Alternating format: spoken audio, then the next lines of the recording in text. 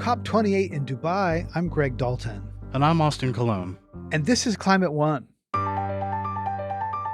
Austin, it's great to have you here as our audio engineer and producer. You're involved in every interview we do. Thanks, Greg. It's great to be here, and it's great to be on the other side of the mic for once. I'm also really excited to be here at COP28, which is the 28th Conference of Parties to the United Nations Framework Convention on Climate Change, or the UNFCCC. UNFCCC. The UN does love their abbreviations. This is the Super Bowl for climate people. Right. So this is the UNFCCC's 28th Annual Climate Summit, which means the nations of the world have been talking about international agreements on climate for longer than many of our listeners have been alive. Yeah, and that sounds depressing, but I've been covering this for a long time, and significant progress has been made. Too slowly, but sure. When this whole process was set up in Rio de Janeiro back in 1992, the world was on track for 4 or 5 degrees Celsius of heating above pre-industrial levels. Since then, we've progressed. The Paris Climate Agreement was a big step forward. True, and advances in technology have brought down the cost of wind, solar, and batteries. And there's a basket of policies in the US and Europe that are spurring clean energy innovation and manufacturing. So rather than the trajectory of 4 or 5 degrees of heating, we're now on track for only about 2.6 or 3 degrees. Right, but I hear air quotes around only there. And let's be real, 2.6 degrees of heating is still a death sentence for millions of people. And we're already approaching 1.5 degrees of heating so far. And just think of all of the severe floods, fires, and amplified weather events we've seen in the last year alone. Totally true. And all the progress I've talked about is good, but nowhere near enough. Here's what Simon Steele, Executive Secretary of the UNFCCC, had to say at the opening of this year's conference. We've got 2 options. Either we can note the lack of progress, tweaking our current best practices, and encourage ourselves to do more at some other point in time. Or we decide at what point we'll have made everyone on the planet safe and resilient. We decide to fund this transition properly, including the response to loss and damage. And we decide to commit to a new energy system. If we do not signal the terminal decline of the fossil fuel era as we know it, we welcome our own terminal decline. And we choose to pay with people's lives. The terminal decline of fossil fuels is a simple and powerful statement. This is not complicated. People need to stop burning fossil fuels. Austin, this is your second time at one of these global gatherings. What did you hear in his comments? Well, what I heard him say is that we have a couple options. We either make big, bold changes now or kick the can down the road and tinker around the edges. And what hit me hardest was the price of that is people's lives. Right. This year's COP marks the first global Stocktake, an assessment of country progress toward the emission reductions they pledged to make in Paris. Meanwhile, emissions and temperatures are still rising. It's also probably the hottest it's been in 125,000 years. 125,000 years. It's hard to get my head around that time frame. And before we go on, there's one other big thing we need to talk about. That's the location. This year's conference is being held in Dubai in the United Arab Emirates, or UAE. The UAE is a major producer of oil and gas. UN protocol holds that whatever country hosts this event gets to choose the conference's president. In this case, the UAE selected Sultan Ahmed Al Jaber. Al Jaber was a particularly controversial pick because he's also the head of ADNOC, the country's national oil company, which is expanding its operations. In May, 133 members of the U.S. Congress and European Parliament called for Al Jaber to be removed. And Al Gore went as far as to call Al Jaber's presidency a sign that the fossil fuel industry has brazenly seized control of the COP process. He's been on a tear recently. There's some real tensions here. To be fair, Al Jaber also heads Masdar, the country's renewable energy arm, though there have been some questions about how much the UAE has really invested in renewables. More about that in a moment. Here's what Sultan Al Jaber said in his opening remarks. As I have been saying, we must look for ways and ensure the inclusion of the role of fossil fuels. I know there are strong views about the idea of including language on fossil fuels and renewables in the negotiated text. We collectively have the power to do something unprecedented. In fact, we have no choice but to go the very unconventional way. So, Greg, what do you think he's suggesting there? He's saying what a lot of business people say, that fossil fuels can't be turned off overnight. They are part of the global economy, and companies and countries that produce them need to be part of these UN negotiations. Those companies understandably want to be at a place where their future is being discussed. Sultan Al Jaber went on to push for transitioning away from coal plants that don't capture and store carbon pollution. The problem with that is it's too expensive and not really happening anywhere. Right, and the UAE doesn't have any coal, so it's easy for him to target the other fossil fuel. Nothing in Al Jaber's speech did anything to alleviate concerns about the Sultan's inherent conflict of interest.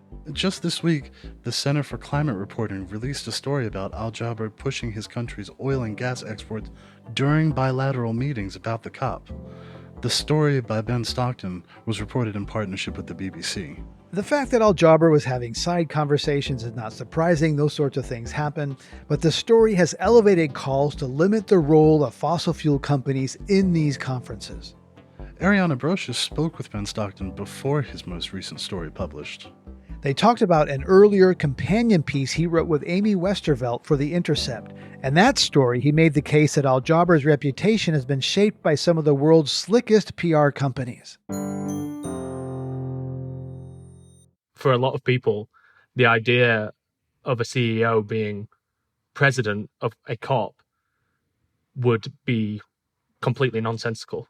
It's almost beyond belief that this would happen. But we've ended up in a situation where somebody is doing that. And not only is somebody doing that, they are doing that with the support of a number of world leaders and very important figures in climate diplomacy, namely, John Kerry, who has come out in support of Al Jaber's presidency, despite these claims of conflict of interest. And so I think the role that these PR agencies have played has been really to kind of shape his image on the international stage.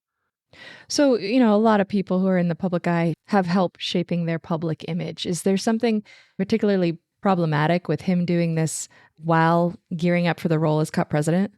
Yeah, I think obviously that it is common for people to hire PR agencies to help with this work. I think this is a particularly sensitive topic. The need to phase down and phase out fossil fuels is becoming increasingly urgent. And this is a vital COP presidency. COP28 is really seen as a turning point and a critical moment for the world and its fight against climate change. And he has been legitimized by these PR agencies. He has used them to get testimonies of support from people around the world. And I don't think it really would have been possible for him to hold this position without those PR agencies. And I think one thing that surprised me when I started digging into this was just how far back some of this stuff goes. This has not been just a year of PR work since he was appointed COP president. It's not even been 2 years of PR work since the UAE was chosen to host COP28. This has been 15 years from the time that Al Jaber took over Masdar in 2006 right up to the current day, really working to get him alongside influential figures, bringing people to the UAE to see what the UAE is doing, and really kind of legitimizing his role on the world stage as the UAE's face in the fight against climate change. So to that point, much of your article lays out the extent to which both ADNOC, which is a national oil company, and Masdar, the country's renewable energy arm, have under-delivered on their promises to develop the country's renewable resources. So do you think that those promises were part of this PR campaign all along, or do you think that Al Jaber has a genuine interest to lead his country on climate solutions? It's difficult to really get inside the mind of Al Jaber and kind of assess his commitment to this cause. I think he did have a very unusual role. When he took over Masdar in 2006, Masdar being the renewable energy company, it was brand new at that point. It was a very small team, and it really did feel like a step change for the UAE to say, okay, we're going to do this, and we're going to be kind of the leaders in the kind of petrostate world of moving away from oil and going towards renewable energy. And so it did feel very kind of revolutionary at that time. But while we can't get inside the mind of Al Jaber, we can assess what's been done publicly. And I think, what we found during reporting out this story is that really the kind of progress that Masdar made in terms of the capacity that they were building in renewable energy was very, very slow over the first 15 years of its existence. And actually, we've seen the renewable energy capacity that they've been reporting really increase exponentially within the last couple of years, which has obviously coincided with the UAE's COP28 bid and the work that they've been doing. And so I think there are definitely some questions there about how much this is being used as a PR strategy. I know from speaking to people who have worked with him that he is very meticulous about his image, and really likes the role of the PR agencies in his work and making sure that things are being communicated externally about the work that he's doing. I think there's a spectrum of opinion on how involved oil and gas as an industry should be in the transition to a fossil-free future. And there are some who believe that that simply can't happen without the involvement of oil companies, that they have this expertise and resources and we need them at the table. There are others who disagree, notably like Christiana Figueres, who recently said, there's no way, we're just going to have to, cut ties and go independently. So what do you think about the argument that maybe Sultan Al Jaber is actually the perfect person to lead COP28 and get people from both sides of the table going the same direction? Yeah, I mean, on that, I think Figueres is really interesting because she is someone who obviously for a long time advocated for oil and gas to be at the table and for the fossil fuel industry to feel like they're part of a solution.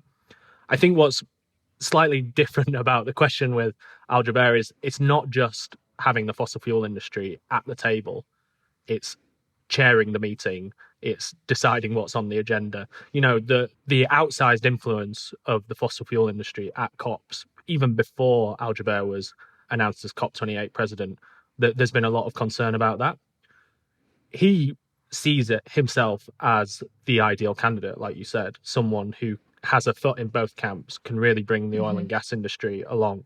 And if this COP turns out to be a great step in that direction, then we'll all pat him on the back and say congratulations. But so far, he hasn't necessarily shown that he's able to do that. Ben Stockton is an investigative reporter working for the Center for Climate Reporting. Ben, thanks a lot for joining us on Climate One. Thanks for having me. In a way, having an oil executive leading COP28 means that certain conversations can't and won't be avoided. People from all over the world are gathered in Dubai, and they're saying the quiet part out loud. Climate One correspondent Rabia Jaffrey has this report. Many in oil-producing countries in the Gulf region see the West as hypocrites for pushing to phase out fossil fuel production, even as they continue to use the same fuel to further their own prosperity. Meanwhile, environmentalists in the West, they see oil-producing states such as the UAE as having a conflict of interest for even hosting an international climate conference. So, how can these two sides engage in a meaningful dialogue? It's valid to question it. Is the UAE perfect? Are all Gulf states, or any country for that matter, perfect? That is an Indian journalist I'm going to call Maha. Maha's lived in Dubai for most of her life, and she is asked to stay anonymous so she can be free to speak her mind. I mean, then we wouldn't be having this conference, would we? If everyone had kind of just got on with it, solved the problem, fixed the climate crisis, and moved on. Maha acknowledges the criticism from the West, but questions their selective outrage. The way the West is critical of this is as if they're invested in doing something about this, while over here, we don't care. Climate change has presented distinct challenges for the Gulf Arab countries, including rising temperatures, prolonged droughts, sea level rise, and extreme weather events. In fact, many Gulf states already see temperatures rising above 104 degrees Fahrenheit in the summer. And several scientific studies have indicated that much of the region is in danger of becoming no longer habitable should global temperatures continue to rise. We already live in quite harsh climate conditions before anyone was even talking about a climate crisis or global warming. We have more reason to solve and make changes simply because we need to continue living here. No matter how much you care about your own state, climate change is going to affect you, so you're going to care about it either way. That is a local youth climate activist I'm going to call Hiba. Hiba says that even to her, it seems perfectly reasonable for her country to continue producing oil to maintain its economic growth.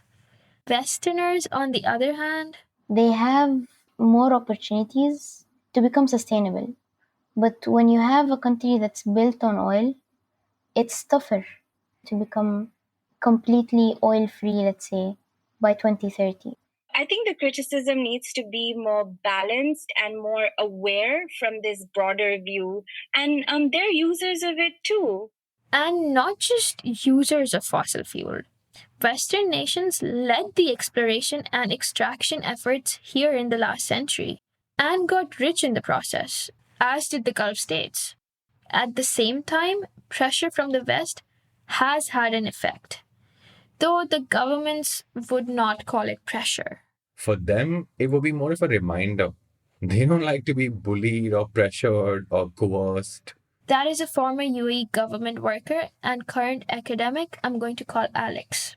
But yeah, if we will call it pressure, yeah, I think it has led to certain tangible effects.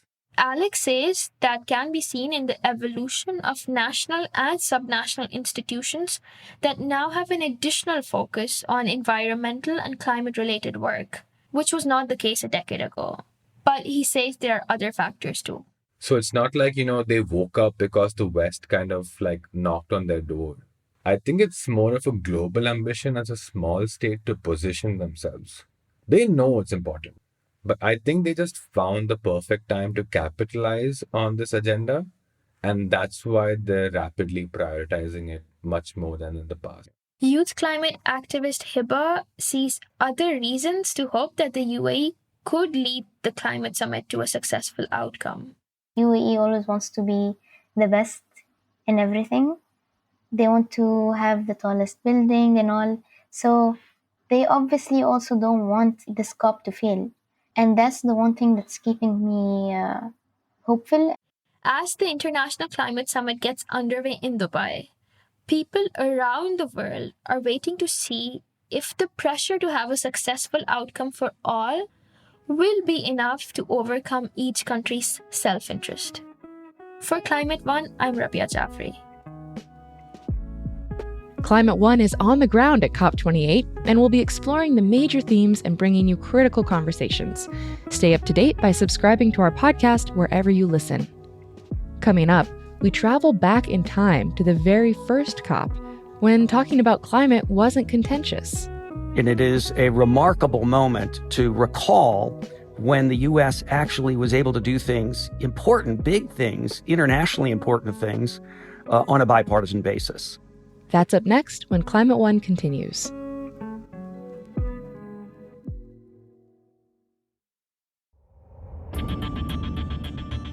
This is Climate One. I'm Ariana Brocious.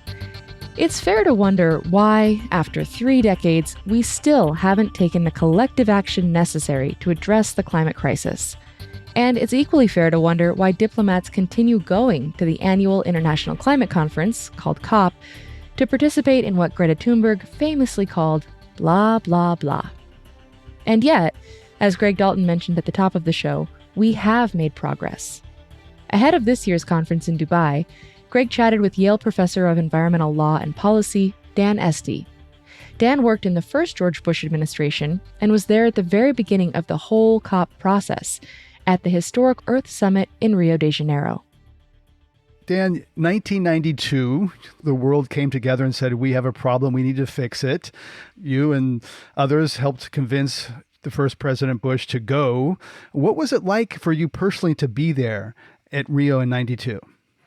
Well, it was an extraordinary moment. It was at the time the largest gathering of world leaders that had ever occurred.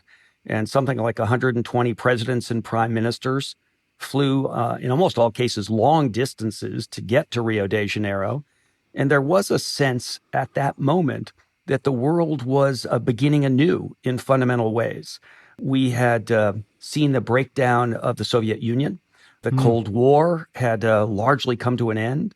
There was a lot of talk about new space on the global policy agenda for issues like sustainable development. And of course, we were at that moment gathered in Rio on the heels of sustainable development really emerging as a framework launched by the Brundtland Commission and their report called Our Common Future. So it was a very special moment of optimism and a sense of opportunity that the world could be made new and different and better. Right. And we heard terms like New World Order, the end of history, those sorts of things. Shortly after Rio, in the mid-90s, the empire struck back. Fossil fuel companies and companies like the auto companies that rely on fossil fuels formed the Global Climate Coalition. And they started to really push back. What do you remember from that moment when industry, which had been kind of passive or supportive until that point, really changed their strategy? So if I can take you back just 1 second, Greg, because when we all came home from Rio after this moment in June of 1992, there was, of course, the question of would the United States ratify this UN agreement that had been reached and signed by President Bush in Rio de Janeiro.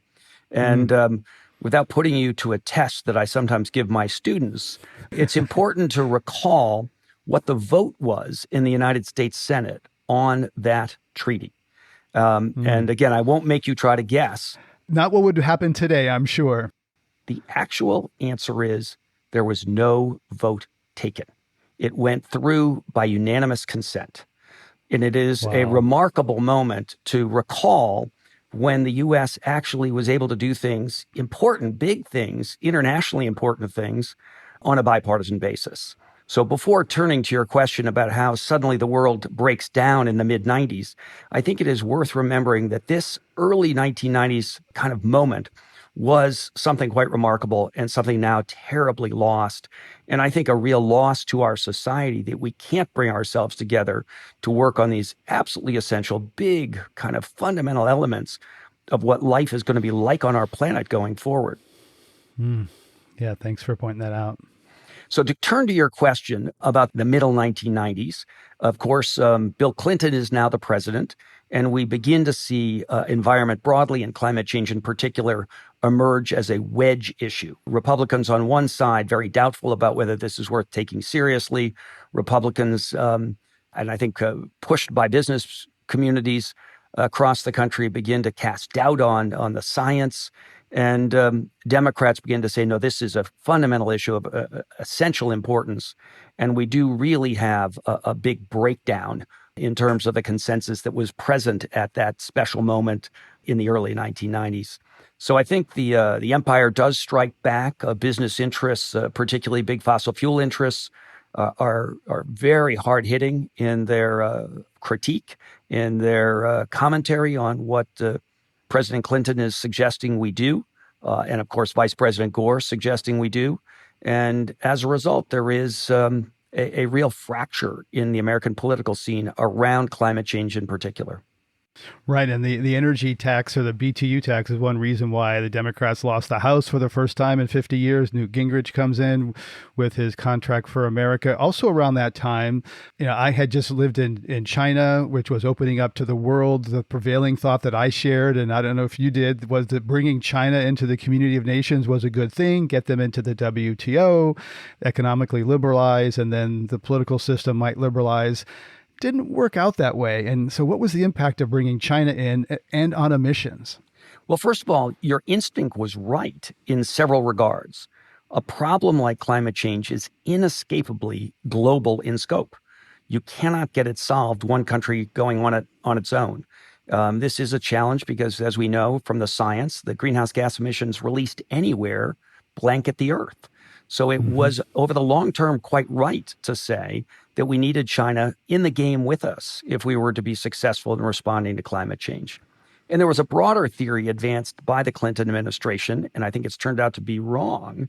And that was, if we could get China into the World Trade Organization, integrated economically with Western nations, they would become more like us.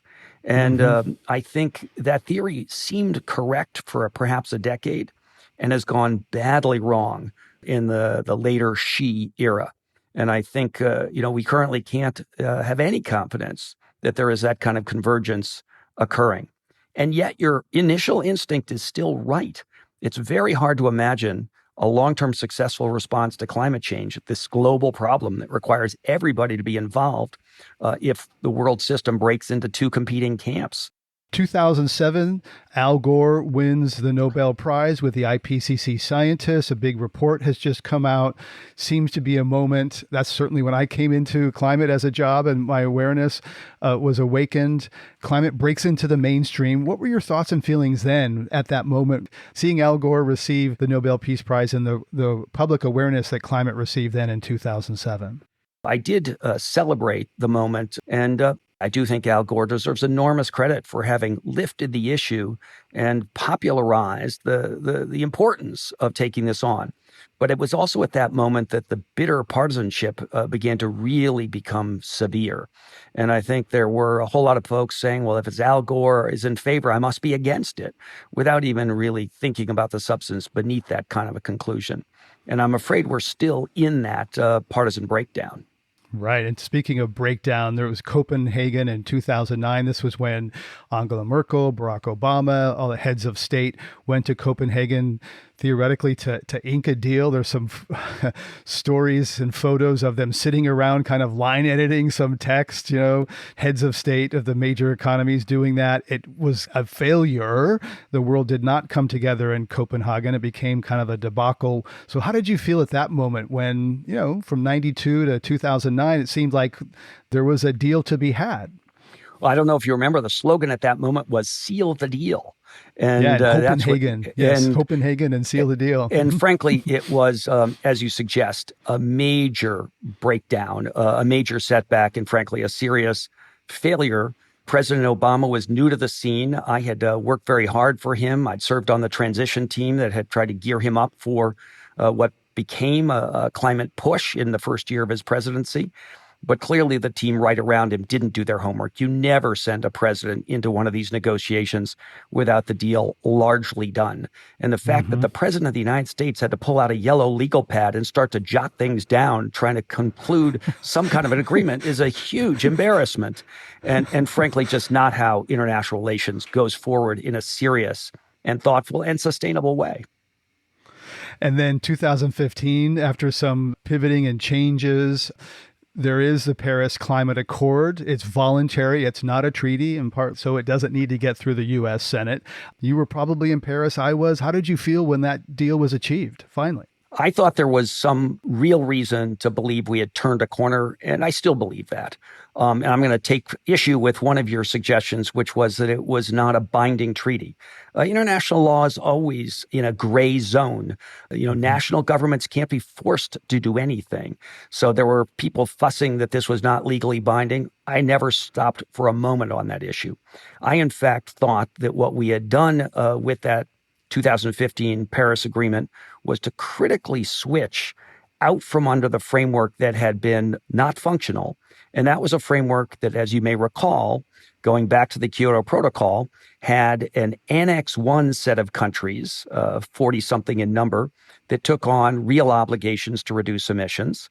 Rich countries, really. The rich countries, but also originally, starting in 1992, some of the former Soviet Union countries took this on. And the original commitment out of the Framework Convention was to reduce emissions in the year 2000 to 1990 levels. Then the Kyoto Protocol gave each country individualized targets. But again, the largest bloc of countries, the developing world broadly, was not on board with any real commitment to emissions reductions. So we had this breakdown between the Annex 1 list of, as you say, industrialized countries that made real commitments and everybody else. And frankly, the everybody else sat on the sidelines. It did not step up. And that itself became an issue because it was that breakdown between countries that were serious about this and had made commitments and everybody else that led to the Congress saying, no, we're not going to agree to climate change action until our trade competitors, emerging China already one of those that people were worried about, are also committed to action. And that's what the Paris Agreement fixed. It got everybody on board and everybody signed up to do what they could with their nationally determined contributions to climate change action. Right. So Paris fixed the Kyoto problem by bringing China and India into the structure where they were left out before, because they said, look, we didn't create this problem. We're not industrialized yet. We have a right to our fair share of the global carbon budget, so to speak. And so one of the things that's happened since Paris in 2015 is global youth have started to speak up and make their voice heard. So you obviously teach students at Yale and you're in touch with a lot of young people. What's been your experience with that big change with youth stepping up, saying, hey, this is something we really care about, and being very assertive? So we certainly owe Greta Thunberg a debt of gratitude for having launched the idea that young people can and should push for a world that's going to sustain them through their lives, that will, in the case of many of these young people, extend to much, if not all, of the 21st century. So I do think that's been a potent change in the kind of global response structure. But frankly, it hasn't changed the leadership in many critical countries, including China and India, where I still think we've got serious obstacles to progress that need to be overcome. Now, I do think one other thing that emerged out of Paris that's worth noting is that the core frame of who should do what and what's fair in the climate change context has been this idea of common but differentiated responsibility. And I would tell you that through much of the period from the original 1992 agreement up to Paris 2015, people focused more on differentiated than common. And what that Paris Agreement did was get people focused on the fact that we have a common obligation to step up. So I do think the fact that we've got 190 plus countries now with climate change action plans, with some kind of nationally determined contribution, is a big step forward. And I think the question now is, how do we actually get people serious about following through on these commitments? Right. And I think of a way to think about common and differentiated in relatable terms is we all need to clean up our house. Maybe, Dan, you got to do the garden, I do the garage, someone else takes the kitchen. But in the end is we do our part and we have a cleaner house, our home earth. And that's what that means. And then we come to the last couple of years. We have the Inflation Reduction Act, the infrastructure bipartisan, something durable. Republicans and Democrats agreed on the CHIPS Act. There's the EU Green Deal, some of the biggest national policy that we've ever seen. So how have you felt about seeing these big laws put in effect and what their impact will be? So I do think President Biden deserves enormous credit for the infrastructure bill, the CHIPS Act, and then the Inflation Reduction Act, which is America's biggest climate change commitment in the history of the issue. And I do think it reflects, in some regards, the best available strategy to a United States leader who wants to move forward on this issue. And by that, I mean, it is not doing what the European Union has done by making people pay for the harm they're causing. In many regards, that's a better approach if you can make it work politically. And that is to have, as the European Union does, an emissions allowance requirement so that the polluters are being asked to pay for their pollution. That's proved very hard to get through a U.S. Congress that remains deeply divided. And of course, this critical law made it through by the barest of margins with only Democratic support. So we still are at some risk, I think considerable risk, that the political pendulum swings and the U.S. could be much less visible in its ability to carry forward its commitment to reduce greenhouse gas emissions.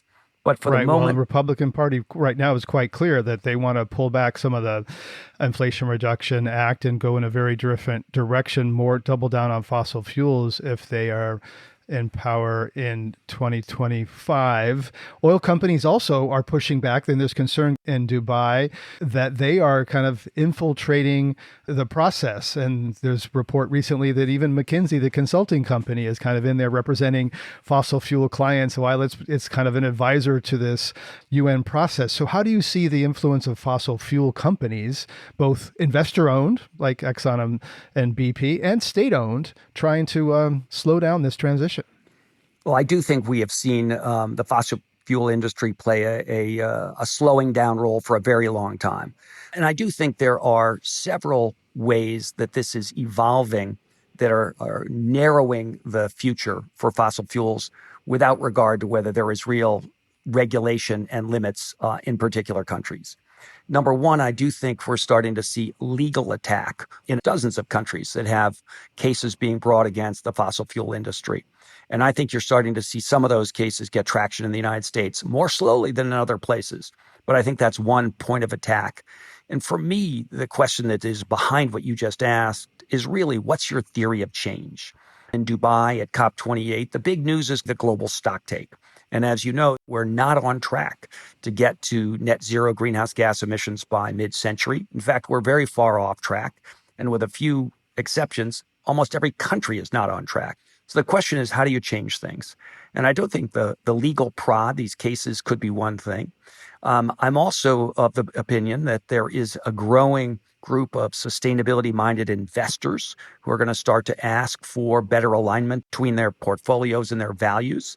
And that's going to put pressure on companies to up their game and to really commit to their own agendas, company scale agendas for getting to net zero emissions over the next few decades. Right. And we know we're not on track. Very few countries are. So what are you looking for signs of progress? So I think there's a couple of breakthroughs, again, in this question that I think is fundamental. Where is the leverage for change? And for the first time ever at COP28, there will be a trade day, recognizing the potential for the trade system potentially to be harnessed to deliver a more sustainable future broadly and action on climate change in particular. And the current trade regime is good at delivering goods and services across the globe at speed and scale. But I think one can even strengthen the trade system, and that's what Dr. Ngozi Okonjo-Iweala, the Director General of the WTO, has been trying to do. And I think the ambition that she brings to this is really heroic. So I think you're going to see coming out of COP28 this idea that we can remake the trade system to deliver a sustainable future. And that could be one of these critical points of leverage for the kind of change we need.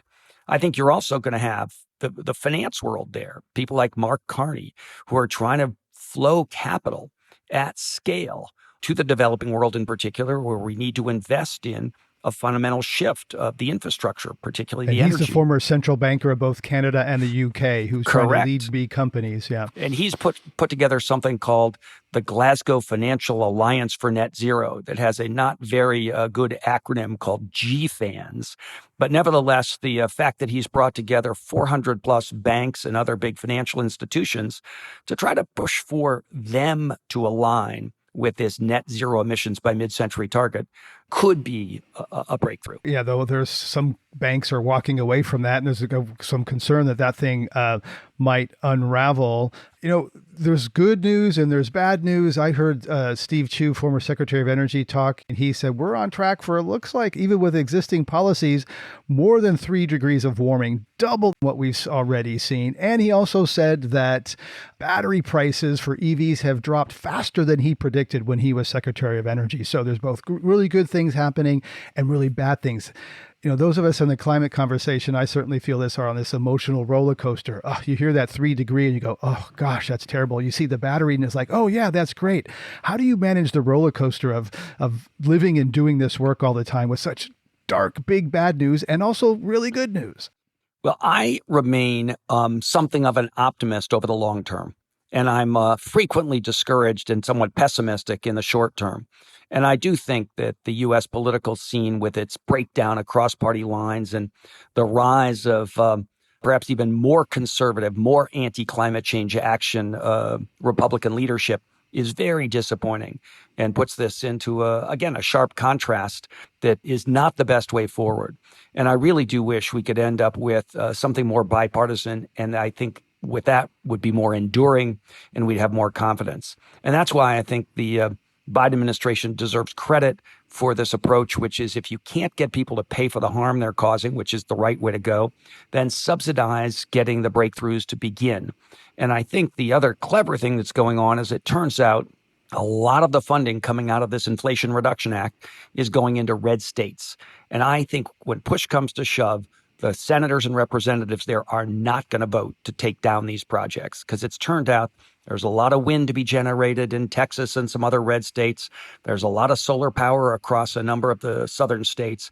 And I do think there is now serious movement that is going to be hard in the end to halt because it's got community level support that will keep it going.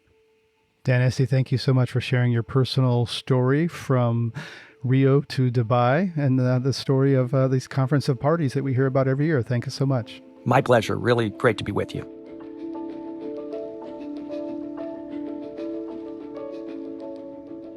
You're listening to a special Climate One episode on the annual International Climate Summit. Most carbon pollution has been created by the US, Europe, China, and Canada. Coming up, how to make them pay for the harm that's already affecting the rest of the world. I think the divide between the developed and developing countries has increased because of the resistance from the developed countries to own responsibility for emissions and provide support for loss and damage at the scale that is needed to everyone. That's up next when Climate One continues.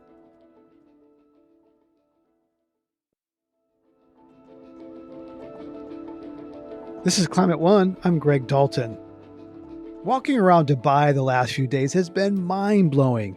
Glistening skyscrapers made of steel and concrete rising out of the desert. Freeways, shopping malls as far as the eye can see. Oil and gas funded this development, and the construction is still going on. It's no wonder that petrostates don't want to stop exporting oil and gas.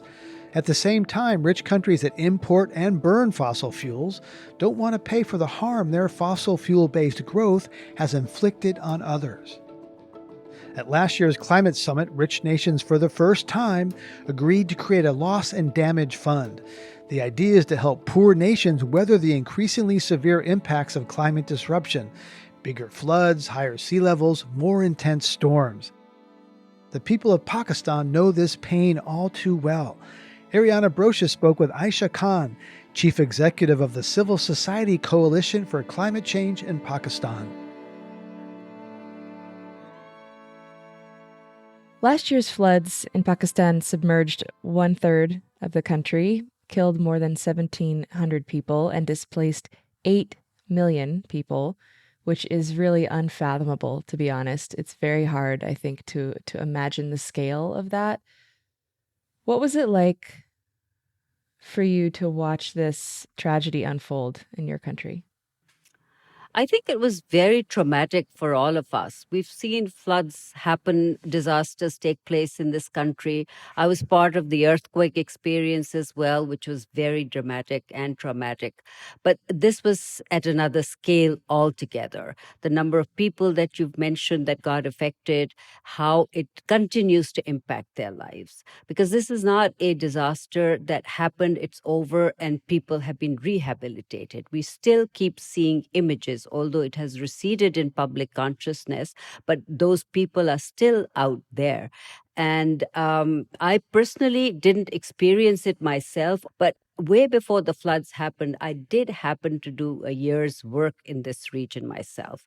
And at that time, I saw the poverty, I saw the malnutrition, and I especially saw the poor condition of women's reproductive health. And this disaster just exacerbated everything. So I think like grief hits you in stages, disasters also unpacks itself in stages. And my help who was here, who was showing me images of what was happening to his house, every day a new element was added to that. First, the roof caved in, then the walls fell down, then the boundary wall collapsed, then his livestock started dying, and you could then see disease, infection spread in his family. And it was all just so terrible to watch. And now, we're not seeing those images because so many other tragedies have happened in the world. And we're seeing other sorts of disasters and tragedies take place.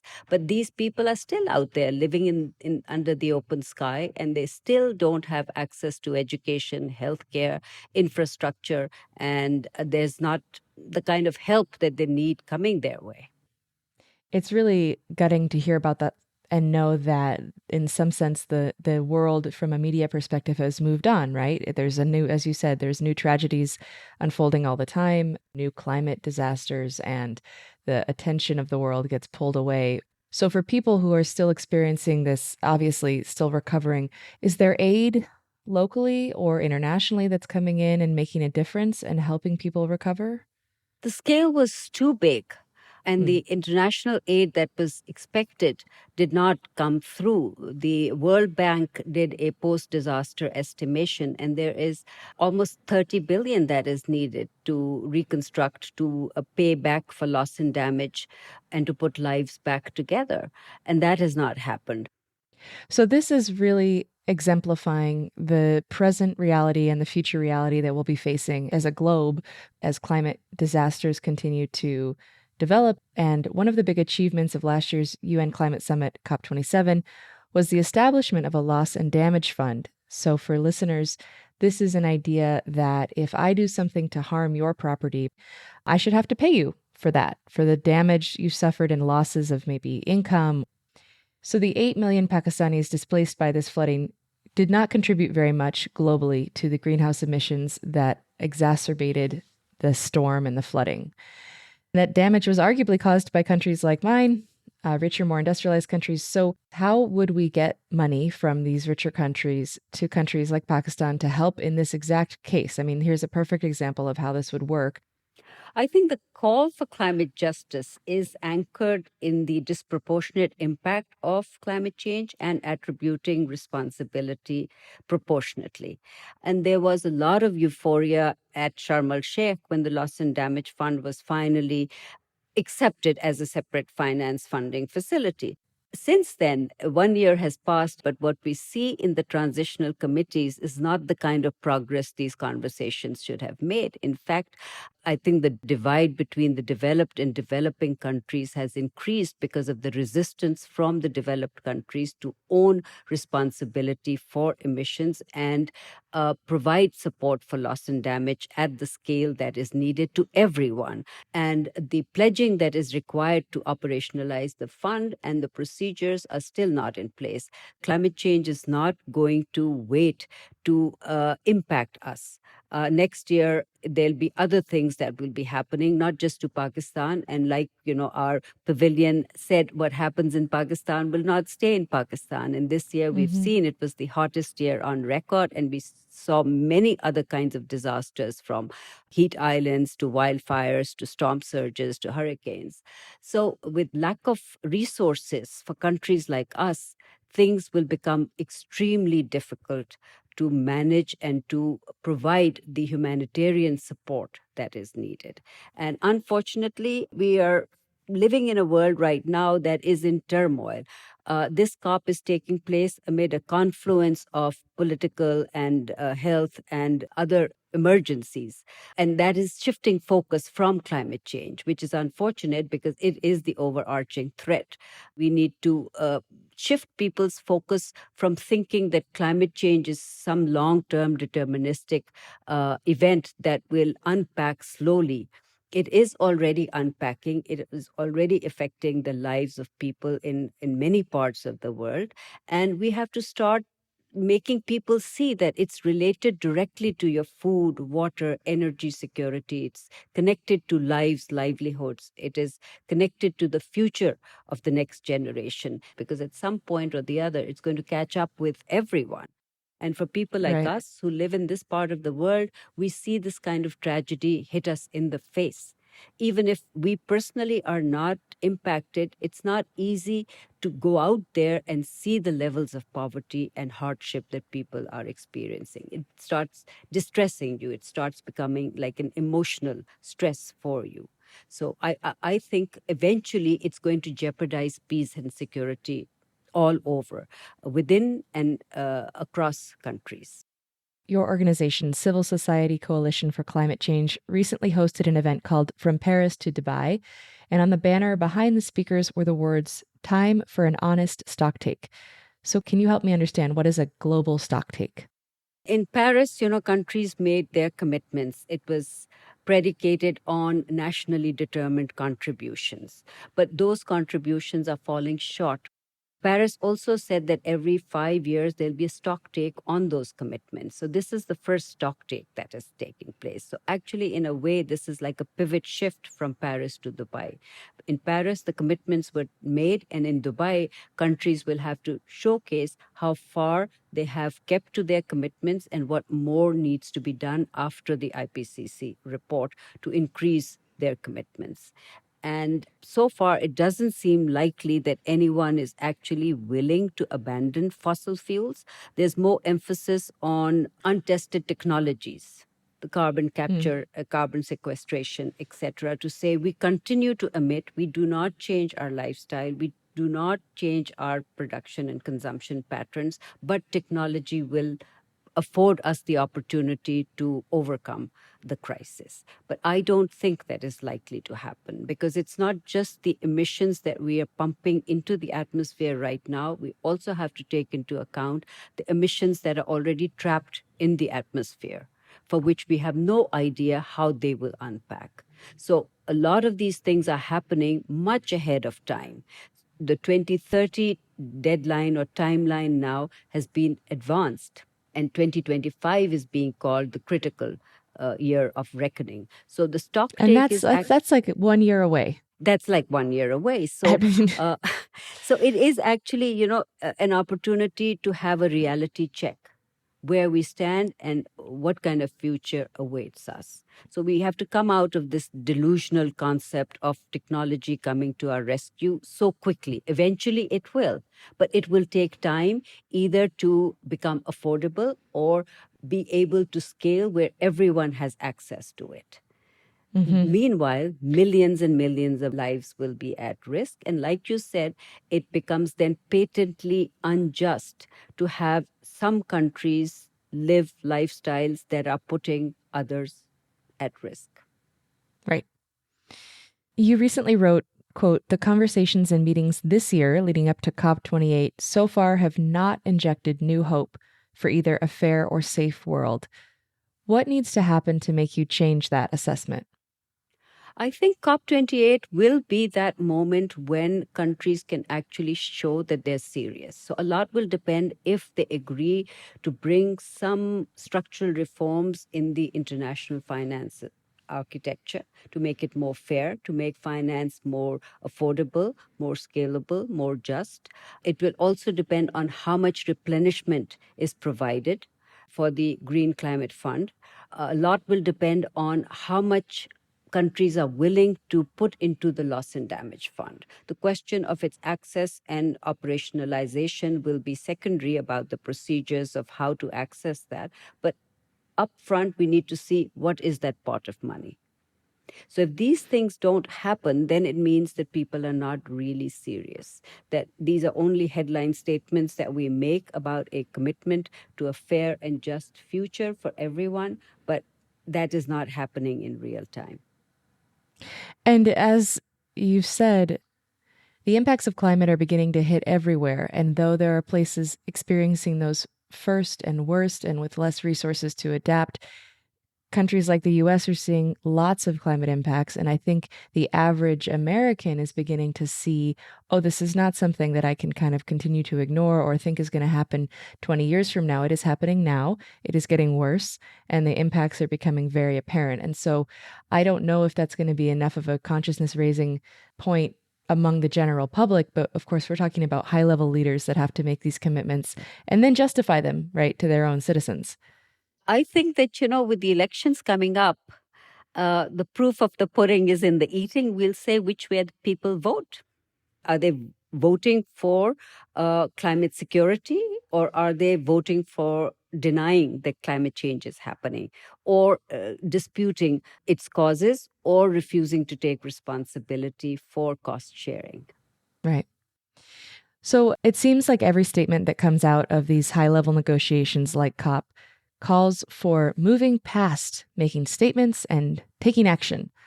How do you see that actually happening?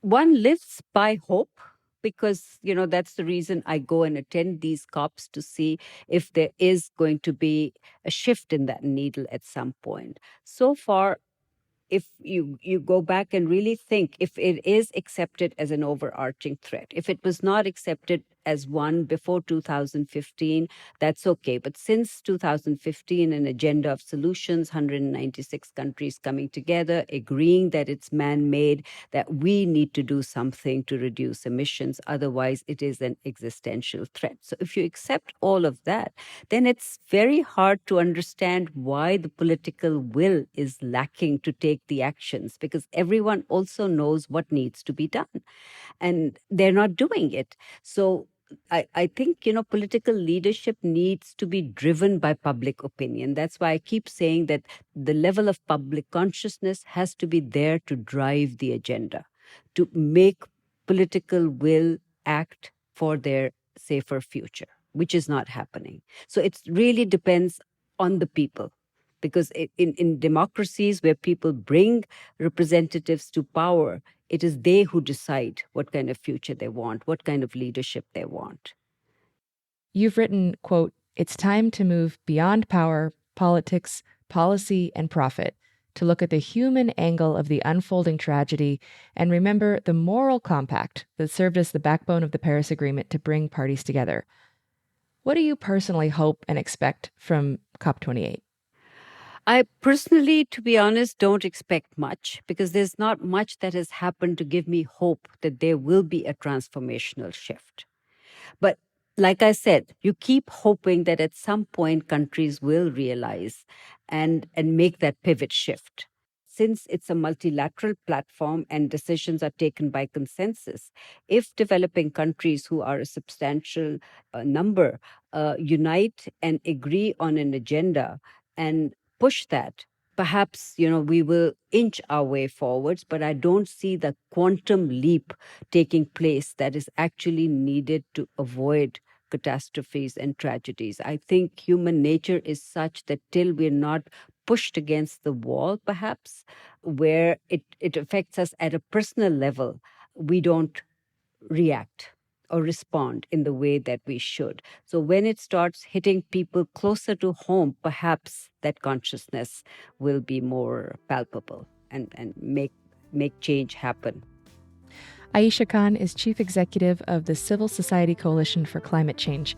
Thank you so much for joining us on Climate One. Thank you so much for having me. Climate One's empowering conversations connect all aspects of the climate emergency. Tune in next week to hear our second episode on the ground at COP28 in Dubai. Greg Dalton is host and executive producer. Brad Marshland is senior producer. Our managing director is Jenny Park. Austin Colon is producer and editor. Megan Basilia is our production manager. Wency Sheda is development manager. And Ben Testani is our communications manager. Our theme music was composed by George Young. Gloria Duffy and Philip Yoon are co-CEOs of the Commonwealth Club World Affairs, the nonprofit and nonpartisan forum where our program originates. I'm Ariana Brocious. Thanks for listening.